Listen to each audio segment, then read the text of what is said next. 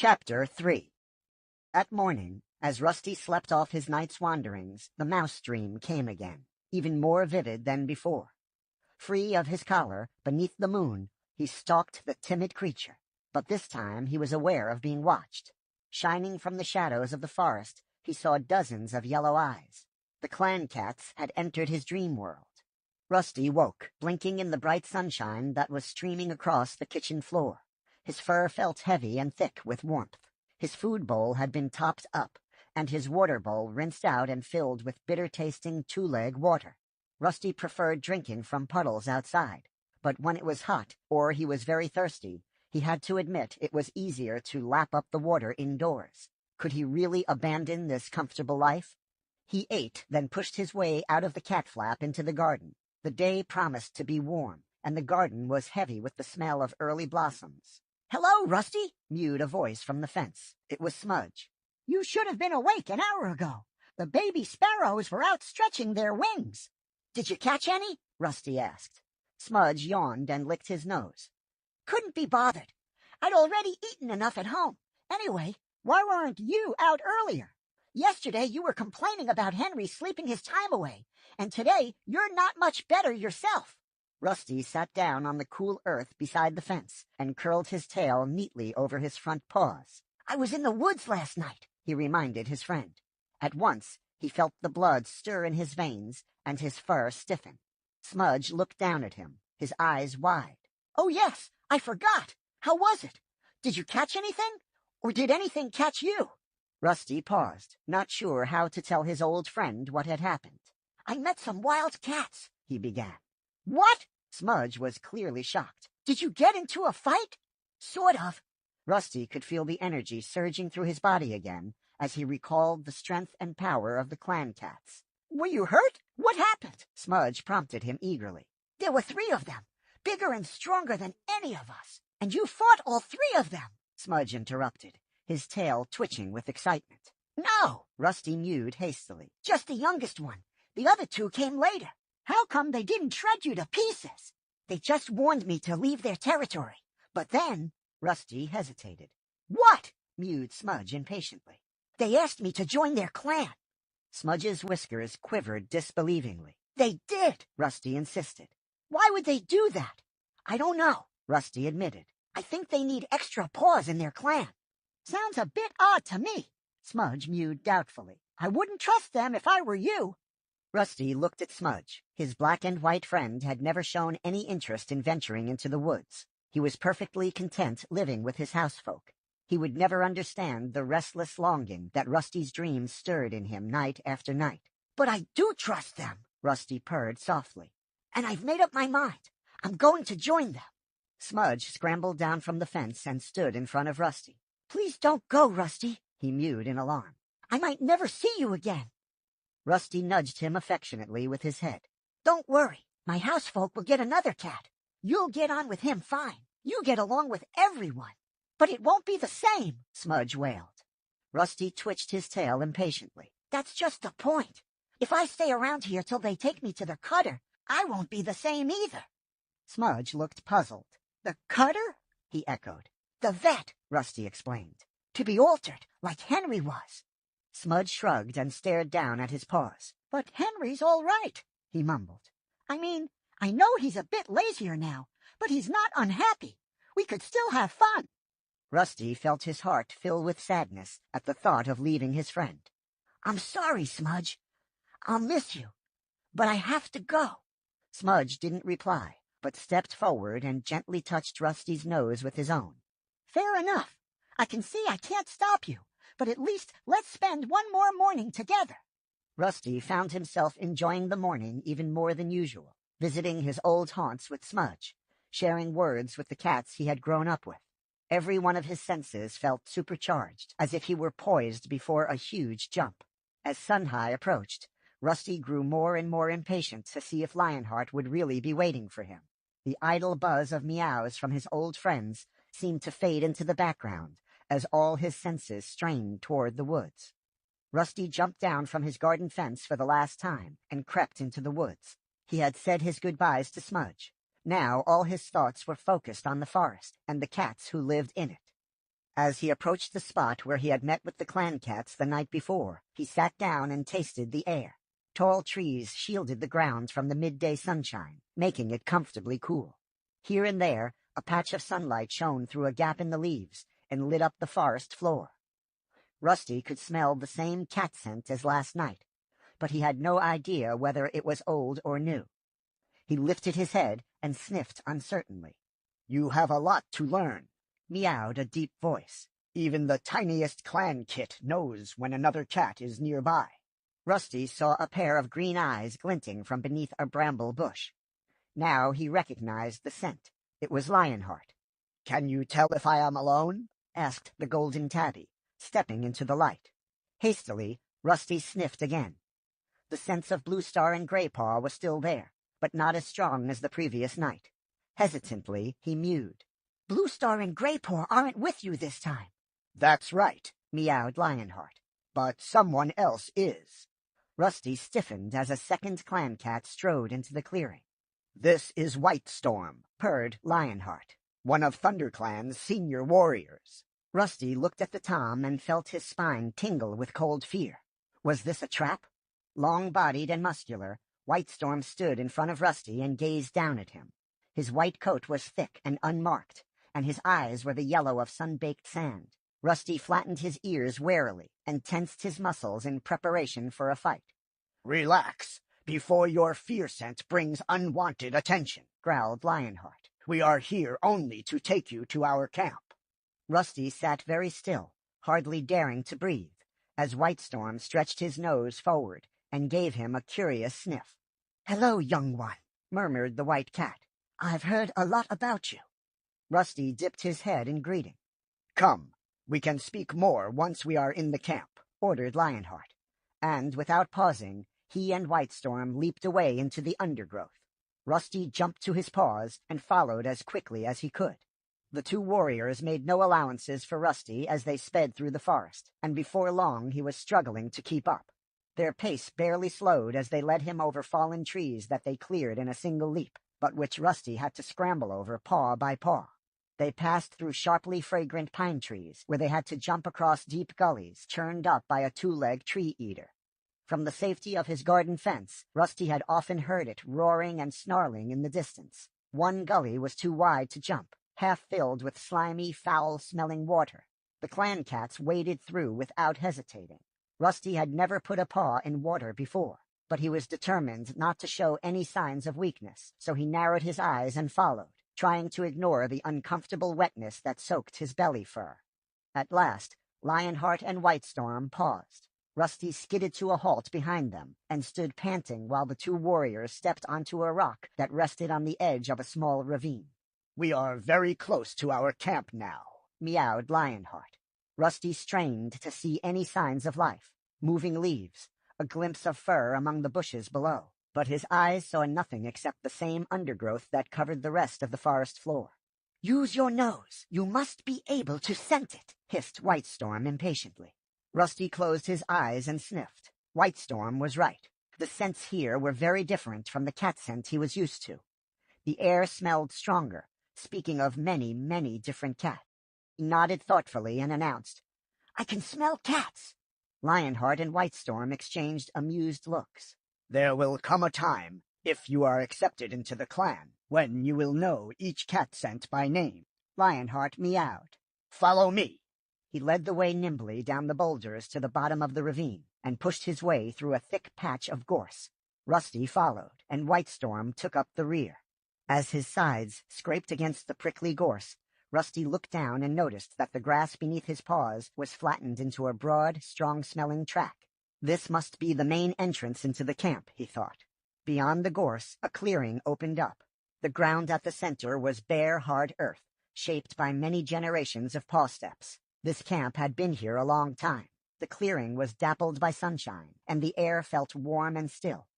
Rusty looked around, his eyes wide. There were cats everywhere, sitting alone or in groups, sharing food or purring quietly as they groomed one another. "Just after sun-high, when the day is hottest, is a time for sharing tongues," Lionheart explained. "Sharing tongues?" Rusty echoed. Clan cats always spend time grooming each other and sharing the news of the day, Whitestorm told him. We call it sharing tongues. It is a custom that binds the members of the clan together. The cats had obviously smelled Rusty's foreign scent, for heads began to turn and stare curiously in his direction. Suddenly shy of meeting any cat's gaze directly, Rusty looked around the clearing. It was edged with thick grass, dotted with tree stumps and a fallen tree. A thick curtain of ferns and gorse shielded the camp from the rest of the woods. "Over there," meowed Lionheart, flicking his tail toward an impenetrable-looking tangle of brambles, "is the nursery, where the kits are cared for." Rusty swiveled his ears toward the bushes. He couldn't see through the knot of prickly branches, but he could hear the mewling of several kittens from somewhere inside. As he watched, a ginger she-cat squirmed out through a small gap in the front. That must be one of the queens, Rusty thought. A tabby queen with distinctive black markings appeared around the bramble bush. The two she-cats exchanged a friendly lick between the ears before the tabby slipped inside the nursery, murmuring to the squealing kits. "The care of our kits is shared by all of the queens," meowed Lionheart. "All cats serve the clan.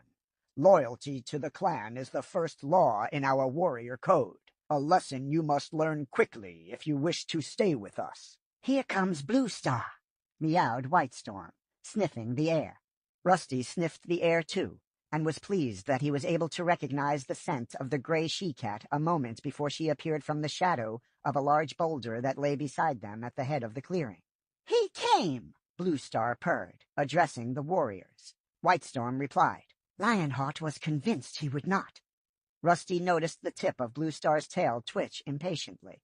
"Well, what do you think of him?" she asked. "He kept up well on the return journey, despite his puny size," Whitestorm admitted. "He certainly seems strong for a kitty pet." "So, it is agreed?" Blue Star looked at Lionheart and Whitestorm. Both cats nodded. "Then I shall announce his arrival to the clan." Blue Star leaped up onto the boulder and yowled. "Let all those cats old enough to catch their own prey join here beneath the high rock for a clan meeting." Her clear call brought all the cats trotting toward her, emerging like liquid shadows from the edges of the clearing. Rusty stayed where he was, flanked by Lionheart and Whitestorm. The other cats settled themselves below the high rock and looked expectantly up at their leader. Rusty felt a rush of relief as he recognized Gray Paw's thick gray fur among the cats. Beside him sat a young tortoiseshell queen, her black-tipped tail tucked neatly over small white paws. A large dark gray tabby crouched behind them, the black stripes on his fur looking like shadows on a moonlit forest floor. When the cats were still, Blue Star spoke. "ThunderClan needs more warriors," she began. "Never before have we had so few apprentices in training. It has been decided that ThunderClan will take in an outsider to train as a warrior." Rusty heard indignant mutterings erupt among the clan cats, but Blue Star silenced them with a firm yowl. "I have found a cat who is willing to become an apprentice of ThunderClan." "Lucky to become an apprentice," caterwauled a loud voice above the ripple of shock that spread through the cats. Rusty craned his neck and saw a pale tabby cat standing up and glaring defiantly at the leader. Blue Star ignored the tabby and addressed all of her clan. "Lionheart and Whitestorm have met this young cat, and they agree with me that we should train him with the other apprentices." Rusty looked up at Lionheart, then back at the clan, to find all eyes were on him now. His fur prickled and he swallowed nervously. There was silence for a moment. Rusty was sure they must all be able to hear his heart pulsing and smell his fear scent. Now a deafening crescendo of caterwauling rose from the crowd. "Where does he come from? Which clan does he belong to? What a strange scent he carries. That's not the scent of any clan I know." Then one yowl in particular sounded out above the rest. "Look at his collar. He's a kitty pet." It was the pale tabby again. "Once a kitty pet, always a kitty pet. This clan needs wild-born warriors to defend it, not another soft mouth to feed." Lionheart bent down and hissed into Rusty's ear. "That tabby is Longtail. He smells your fear. They all do. You must prove to him and the other cats that your fear won't hold you back." But Rusty couldn't move. How could he ever prove to these fierce cats that he wasn't just a kitty pet? The tabby continued to jeer at him. Your collar is a mark of the two legs, and that noisy jingling will make you a poor hunter at best. At worst, it will bring the two legs into our territory, looking for the poor lost kitty pet who fills the woods with his pitiful tinkling. All the cats howled in agreement. Longtail went on, well aware that he had the support of his audience. The noise of your treacherous bell will alert our enemies, even if your two-leg stench doesn't. Lionheart hissed into Rusty's ear once more. Do you back down from a challenge? Rusty still did not move, but this time he was trying to pinpoint Longtail's position. There he was, just behind a dusky brown queen. Rusty flattened his ears, narrowed his eyes, and, hissing, leaped through the startled cats to fling himself onto his tormentor. Longtail was completely unprepared for Rusty's attack. He staggered sideways, losing his footing on the hard-baked earth. Filled with rage and desperate to prove himself, Rusty dug his claws deep into the tabby cat's fur and sank in his teeth. No subtle rituals of swiping and boxing preceded this fight. The two cats were locked in a screaming, writhing tussle that flipped and somersaulted around the clearing at the heart of the camp. The other cats had to spring out of the way to avoid the screeching whirlwind of fur. As Rusty scratched and struggled, he was suddenly aware that he felt no fear, only exhilaration. Through the roaring of the blood in his ears, he could hear the cats around them wailing with excitement. Then Rusty felt his collar tighten around his neck. Longtail had gripped it between his teeth and was tugging, and tugging hard. Rusty felt a terrible pressure at his throat. Unable to breathe, he started to panic. He writhed and twisted, but each movement only made the pressure worse. Retching and gulping for air, he summoned up all his strength and tried to pull away from Longtail's grip. And suddenly, with a loud snap, he was free. Longtail tumbled away from him. Rusty scrambled to his paws and looked around. Longtail was crouching 3 tail lengths away. And, dangling from Longtail's mouth, Rusty saw his collar, mangled and broken. At once, Blue Star leaped down from the high rock and silenced the noisy crowd with a thunderous caterwaul. Rusty and Longtail remained fixed to the spot, gasping for breath. Clumps of fur hung from their ruffled coats. Rusty could feel a cut stinging above his eye. Longtail's left ear was badly torn, and blood dripped down his lean shoulders onto the dusty ground. They stared at each other, their hostility not yet spent. Blue Star stepped forward and took the collar from Longtail. She placed it on the ground in front of her and meowed. The newcomer has lost his two-leg collar in a battle for his honor. StarClan has spoken its approval. This cat has been released from the hold of his two-leg owners and is free to join ThunderClan as an apprentice. Rusty looked at Blue Star and solemnly nodded his acceptance. He stood up and stepped forward into a shaft of sunshine, welcoming the warmth on his sore muscles. The pool of light blazed bright on his orange pelt, making his fur glow. Rusty lifted his head proudly and looked at the cats that surrounded him. This time, no cat argued or jeered. He had shown himself to be a worthy opponent in battle. Blue Star approached Rusty and placed the shredded collar on the ground in front of him. She touched his ear gently with her nose. You look like a brand of fire in this sunlight, she murmured. Her eyes flashed briefly, as if her words had more meaning for her than Rusty knew. You have fought well. Then she turned to the clan and announced, From this day forward, until he has earned his warrior name, this apprentice will be called Firepaw, in honor of his flame-colored coat. She stepped back, and, with the other cats, waited silently for his next move. Without hesitating, Rusty turned and kicked dust and grass over his collar, as though burying his dirt. Longtail growled and limped out of the clearing toward a fern-shaded corner. The cats split into groups, murmuring to each other excitedly. Hey, Firepaw! Rusty heard Graypaw's friendly voice behind him. Firepaw! A thrill of pride surged through him at the sound of his new name. He turned to greet the gray apprentice with a welcoming sniff. Great fight, Firepaw, mewed Graypaw. Especially for a kitty pet. Longtail is a warrior, although he only finished his training 2 moons ago. That scar you left on his ear won't let him forget you in a hurry. You've spoiled his good looks, that's for sure. Thanks, Graypaw, Firepaw replied. He put up quite a fight, though. He licked his front paw and began to wipe clean the deep scratch that stung above his eye. As he washed, he heard his new name again, echoing among the meows of the cats. Firepaw! Hey, Firepaw! Welcome, young Firepaw. Firepaw closed his eyes for a moment and let the voices wash over him. Good name, too! Graypaw mewed approvingly, jolting him awake. Firepaw looked around. Where did Longtail creep off to? I think he was heading toward Spotted Leaf's den. Graypaw tipped his head toward the fern-enclosed corner Longtail had disappeared into. She's our medicine cat. Not bad looking either. Younger and a lot prettier than most. A low yowl next to the two cats stopped Graypaw mid-speech. They both turned, and Firepaw recognized the powerful gray tabby cat who had sat behind Graypaw earlier. Darkstripe, mewed Graypaw, dipping his head respectfully. The sleek Tom looked at Firepaw for a moment. Lucky your collar snapped when it did. Longtail is a young warrior, but I can't imagine him being beaten by a kitty pet. He spat the word kitty pet scornfully, then turned and stalked off. Now Darkstripe, Graypaw hissed to Firepaw under his breath, is neither young nor pretty.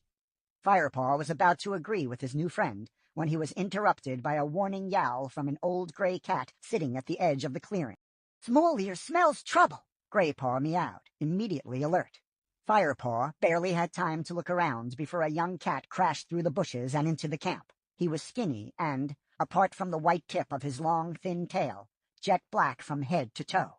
Graypaw gasped. That's Ravenpaw. Why is he alone? Where's Tigerclaw? Firepaw looked at Ravenpaw staggering across the floor of the clearing. He was panting heavily. His coat was ruffled and dusty, and his eyes were wild with fear. Who are Ravenpaw and Tigerclaw? Firepaw whispered to Graypaw, as several other cats raced past him to greet the new arrival. Ravenpaw's an apprentice. Tigerclaw's his mentor, Graypaw explained quickly.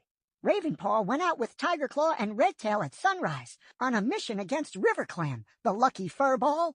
Redtail? Firepaw echoed, thoroughly confused by all these names. Bluestar's deputy, hissed Graypaw. But why on earth has Ravenpaw come back alone? He added to himself. He lifted his head to listen as Bluestar stepped forward. Ravenpaw?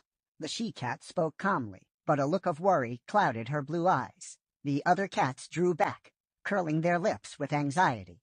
What has happened? Bluestar jumped onto the high rock and looked down at the trembling cat. Speak, Ravenpaw!